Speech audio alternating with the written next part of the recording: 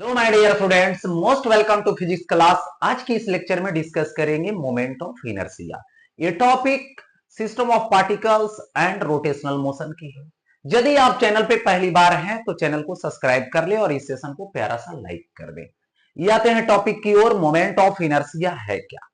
देखिए, inertia Newton's law of motion भी पढ़ चुके हैं, न्यूटन्स लॉ ऑफ मोशन में पढ़ चुके होंगे।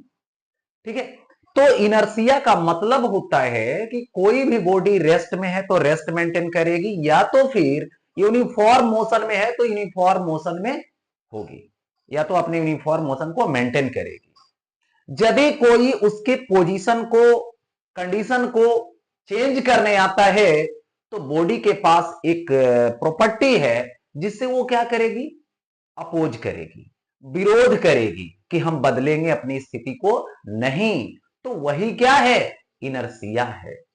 उसी को इनर्शिया बोला जाता है। लेकिन यहां पे मोमेंट ऑफ इनर्शिया है, मतलब रोटेशन से रिलेटेड आ गया है। वहां पे सिर्फ इनर्शिया की बात होती है तो मास इन्वॉल्व होता है, यानी मास के डायरेक्टली प्रोपोर्शनल होता है। लेकिन जब मोमेंट ऑफ इनर्शिया की बात करने चलते हैं तो यहां पे रेडियस भी आता है।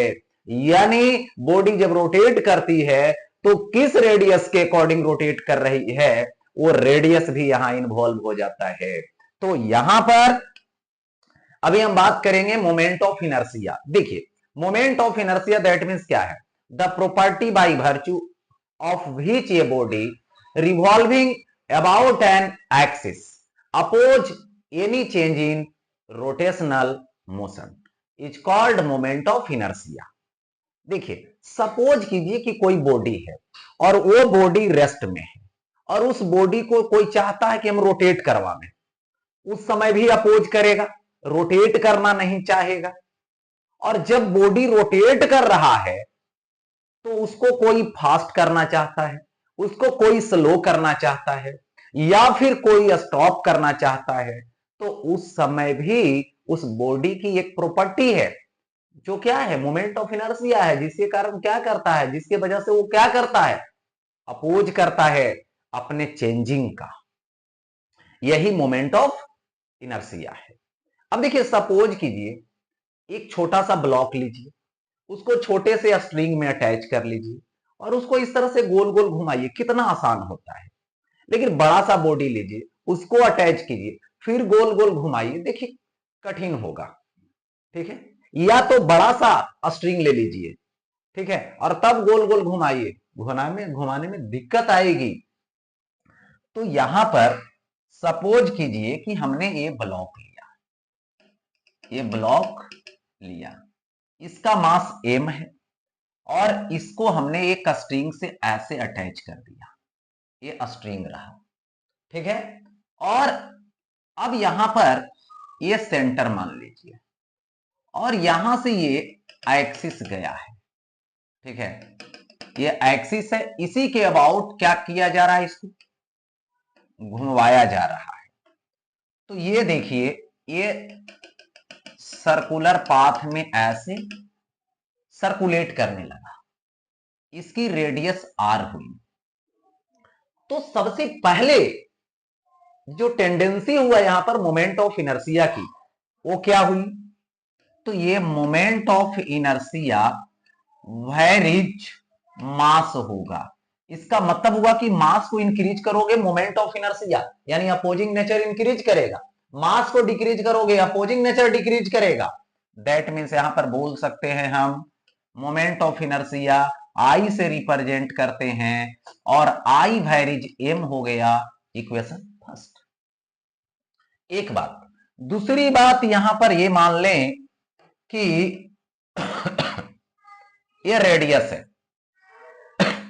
तो मोमेंट ऑफ इनर्शिया जो है इसके रेडियस पे डिपेंड करता है। मोमेंट ऑफ इनर्शिया और वेरिज क्या हो जाएगा? यहां पे रेडियस का स्क्वायर हो जाएगा। रेडियस के स्क्वायर का डायरेक्टली प्रोपोर्शनल होगा।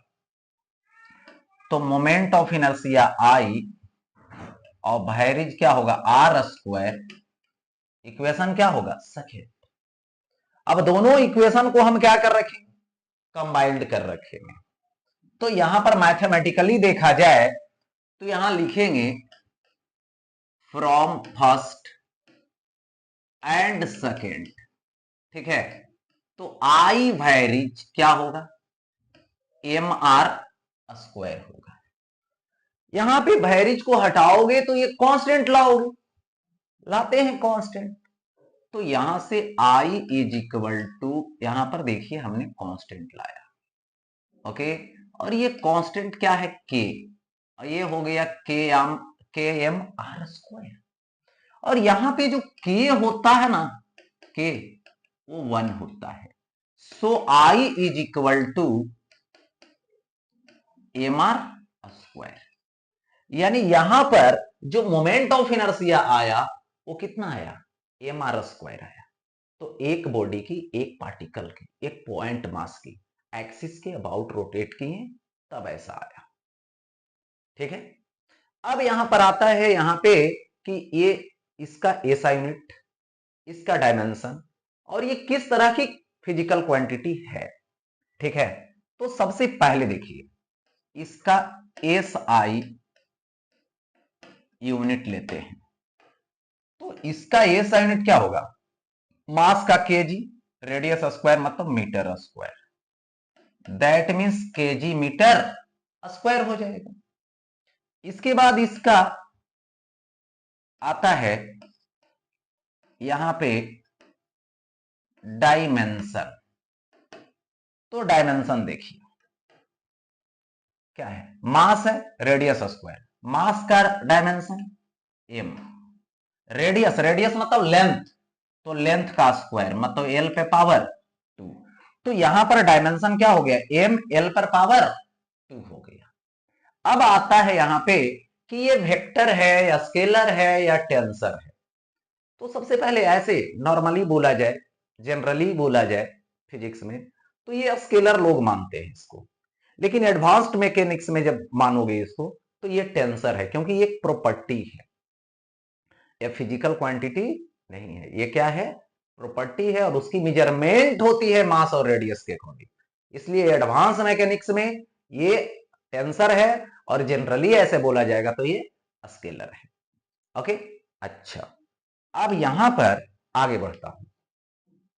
अतः moment of inertia of a system of N particles, यानी एन पार्टिकल्स की एक सिस्टम है बना, और उसी की मोमेंट ऑफ इनर्शिया मुझे बतलानी है, यानी फाइंड करनी है, ठीक है।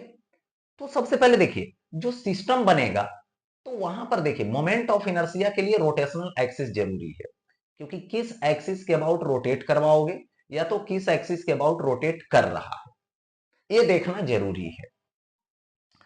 तो सबसे पहले हमने ये एक्सिस देखा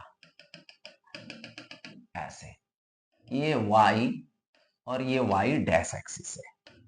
यहां पर हमने पहली वाली पार्टिकल देखा m1 है, यहां पर दूसरी वाली पार्टिकल देखा जिसका मास m2 है, यहां पे तीसरी वाली पार्टिकल m3, चौथी वाली पार्टिकल m4, ठीक है, पांचवी वाली पार्टिकल मास m5।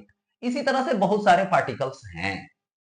अब इसके अबाउट रोटेट जब करवाओगे तो सबसे पहले देखिए रोटेशनल एक्सिस से परपेंडिकुलर डिस्टेंस लेना जरूरी है। जो रेडियस बनेगा r1, इसका बनेगा r2, इसका बनेगा r3, ठीक है, इसका बनेगा r4, इसका बनेगा यहां पे r5। तो इस तरह से सिस्टम बन गया, और इसी तरह से कहां तक चले जाएंगे, तो n पार्टिकल वाली सिस्टम तक चले जाएंगे, n तक, ठीक। अब यहां पे बारी बारी से समझ लीजिए, देखिए इस पार्टिकल का अपना खुद का मोमेंट ऑफ इनर्शिया कुछ होगा, इसका होगा, इसका होगा, इसका होगा, इसी तरह से n तक का होगा। तो ऐसा करते हैं बारी बारी से पार्टिकल की मोमेंट ऑफ इनर्शिया निकालेंगे, और सबको क्या करेंगे, ऐड करेंगे। क्योंकि एक बॉडी को रोटेट किया, उसका अपोजिंग नेचर देखा, उसी के साथ दूसरा, उसी के साथ तीसरा, जैसे जैसे मास बढ़ाते जाओगे, है ना, चेंज करने की उसकी जो टेंडेंसी है वो इंक्रीज करते जाएगी। तो इसलिए सभी को बारी बारी से यूज करनी है।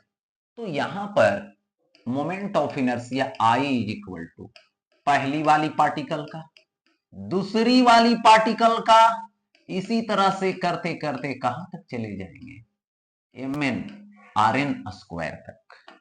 हो गया ऐसा। तो ये हो गया एन पार्टिकल की मोमेंट ऑफ इनर्शिया। और कहीं भी रेगुलर सम आता है तो स्टैटिक्स के अकॉर्डिंग इसको यदि रिप्रेजेंट करेंगे तो I is equal to N sigma I is equal to 1 और ए होगा एम आई और ये होगा आर आई का स्क्वायर। तो यहां पर ये हो गया I is equal to N sigma I is equal to 1 M I R I का स्क्वायर दे दिया गया। ओके, अच्छा अब यहां पे आते हैं रेडियस ऑफ जायरेशन। देखिए, या तो कोई रिजिड बॉडी रोटेट करेगी या फिर कोई पार्टिकल्स का सिस्टम रोटेट करेगी, तो उसके लिए रेडियस ऑफ डायरेक्शन क्या है। तो देखिए, ये बस एक डिस्टेंस है रोटेशनल एक्सिस से, मतलब it is the distance from the rotational axis, rotation axis, where the mass of the object या तो सिस्टम का mass could be assumed to be concentrated. ठीक है, कंसंट्रेटेड विथ, है ना, यहां पर कर सकते कंसंट्रेटेड विदाउट, ठीक है, मतलब कह सकते हो altering the moment of inertia of the body about this axis, तो अबाउट दैट एक्सिस। कहने का मतलब हुआ कि यदि कोई एक्सिस है और उसके अबाउट कोई रिजिड बॉडी रोटेट कर रहा है, कहीं पर एक पॉइंट कंसीडर कर लो जहां पर क्या करो, उसका टोटल मास कंसंट्रेट कर लो, ठीक है, लेकिन without change in moment of inertia, माने मोमेंट ऑफ इनर्शिया में चेंजिंग नहीं होना चाहिए। ठीक है, तो रिजिड बॉडी भी ले सकते हो, है ना, या फिर देखिए हमने क्या लिया, ये रोटेशनल एक्सिस लिया, ओके, और इस एक्सिस के अबाउट सर्कुलेट करवा रहे हैं, मतलब रोटेट करवा रहे हैं, m1 मास हो गया, फिर m2 मास का हो गया, फिर m3 मास का हो गया, मतलब इसी तरीके से सोचो कि यहां पर R1 ये R2, मतलब एक सिस्टम बन गया। ठीक है, और ये क्या कर रहा है, रोटेट कर रहा है। तो इसकी जो मोमेंट ऑफ इनर्शिया हम लोग लें वो क्या लेंगे, यहां से m1 R1 square plus m2 R2 square plus dot dot dot mn Rn square लेंगे। ओके, लेकिन अब क्या करना है कि इस एक्सिस की बात करें, एक्सिस वही है वाई वाई डैश है, ये जो पूरा सिस्टम है उसका कुछ ना कुछ तो मास होगा टोटल, उस मास को ये पॉइंट पे हमने कंसीडर कर लिया और एक्सिस से एक डिस्टेंस ले लिया, और अब जो है से कंसीडर किए कि इस पॉइंट पर मास कंसंट्रेट कर दिए और ये क्या हो गया, डिस्टेंस हो गया। तो यहां पे जो मोमेंट ऑफ इनर्शिया आएगा अभी इस टोटल मास को यहां पर कंसंट्रेट करने पर, वो क्या होगा, इसके मोमेंट ऑफ इनर्शिया के इक्वल होगा, इसमें कोई बदलाव नहीं होगी। तो यही डिस्टेंस क्या होगा, यहां पर रेडियस ऑफ जायरेशन होगा। तो यहां पे I is equal to m माने टोटल मास, यानी m1 plus m2 plus dot dot dot plus mn, total mass ले लो, इसको कंसंट्रेट किए इस पॉइंट पे, डिस्टेंस कितना है k, तो k स्क्वायर, तो यही k क्या हो जाएगा, रेडियस ऑफ जायरेशन हो जाएगा। ठीक है, अब देखो दोनों आपस में बराबर कर दो, तो यहां से आ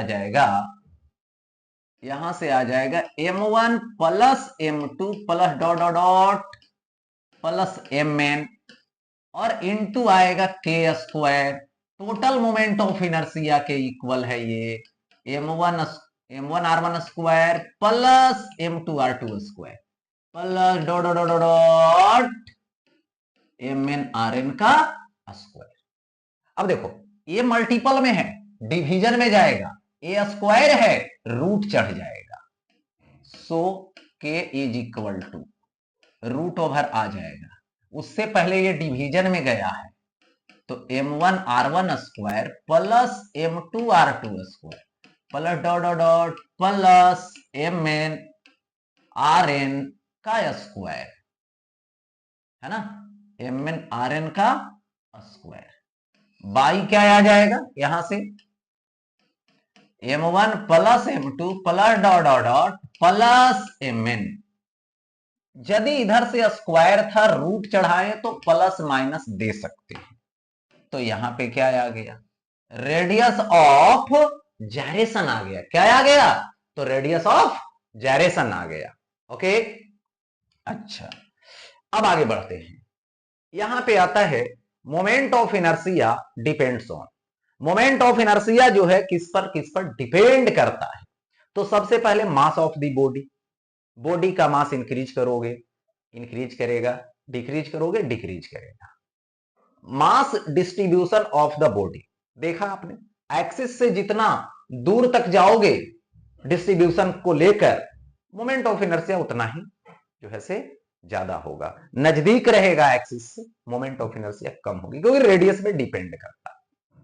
position of axis of rotation, देखिए कभी सिस्टम से बाहर हो सकता है रोटेशनल एक्सिस, कभी सिस्टम के अंदर हो सकता है, तो सेंटर ऑफ मास से क्रॉस कर सकता है। तो उस लोकेशन पे डिपेंड करता है मोमेंट ऑफ इनर्शिया। ठीक है, उसकी पोजीशन क्या है, एक बात। फिर आगे आता है moment of inertia does not depends on, यानी मोमेंट ऑफ इनर्शिया किन किन बातों पे डिपेंड नहीं करता है। तो सबसे पहले बात है एंगुलर वेलोसिटी। जब बॉडी को रोटेट करवाएंगे, सिस्टम को रोटेट करवाएंगे, तो उसकी एंगुलर वेलोसिटी होती है। तो एंगुलर वेलोसिटी स्लो रहे फास्ट रहे उससे कोई फर्क नहीं पड़ता है मोमेंट ऑफ इनर्शिया पे। एंगुलर एक्सेलेरेशन पे भी डिपेंड नहीं करता है। ठीक है, टॉर्क, किसी भी बॉडी को रोटेट करवाने के लिए टॉर्क की जरूरत है। तो टॉर्क बड़ा है छोटा है उससे कोई मैटर नहीं करता है, क्योंकि वो जो है से मास और रेडियस पे डिपेंड है, एक्सिस के पोजीशन पे डिपेंड है। एंगुलर मोमेंटम पे भी डिपेंड नहीं करता है। मतलब इन चीजों पे यहां पर किसी भी बॉडी की जो मोमेंट ऑफ इनर्शिया है वो डिपेंड नहीं होता है। तो इसी के साथ ये टॉपिक यहीं पे एंड होता है। नेक्स्ट लेक्चर आने वाला है जिसमें इसका न्यूमेरिकल करवाया जाएगा।